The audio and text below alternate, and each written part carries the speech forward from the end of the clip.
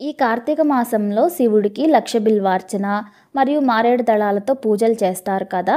ఎందుకు మారేడు దళానికి అంత ప్రాముఖ్యత లభించింది శివుడి పూజల్లో అనేది మనం ఈరోజు చెప్పుకోబోతున్నాము. బిల్వపత్రం పరమశివునికి ప్రీతికరం.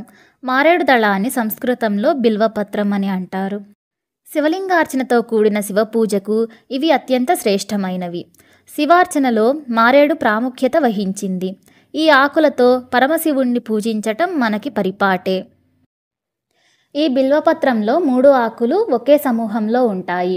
అలనాడు భక్త కన్నప్ప మారేడు దళాలతో శివుణ్ణి పూజించి మోక్షప్రాప్తి పొందాడు.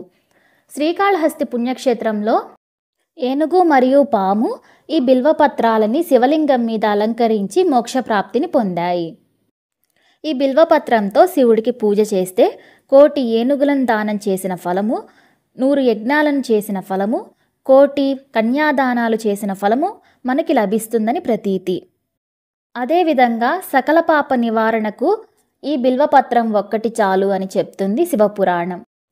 అసలు ఈ బిల్వపత్రం శివారాధనకు ఎందుకు ముఖ్యమైనది, ఎందుకు శివారాధనకి తప్పనిసరి అయినది అనేది మనం ఒక చిన్న కథ ఉంది, అది చెప్పుకుందాం. ఒకసారి పరమశివుడు పార్వతీదేవితో కలిసి భూలోకంలో వనవిహారం చేస్తున్నారు. అక్కడున్న వృక్షాల్లో మారేడు వృక్షం పార్వతీదేవికి కనిపించింది. ఆ చెట్టు ఆకులు వింతగా కనిపించాయి పార్వతీదేవికి. ఆ ఆకుల్ని పార్వతీదేవి చేతుల్లోకి తీసుకోగానే ఆకు నమస్కారం చేస్తూ, అమ్మా పార్వతీదేవి నా జన్మ తరించింది అని బిల్వపత్రం పార్వతీదేవితో అన్నది. అప్పుడు పార్వతీదేవి సంతోషించి బిల్వపత్రంతో నీకేం వరం కావాలో కోరుకో అన్నది.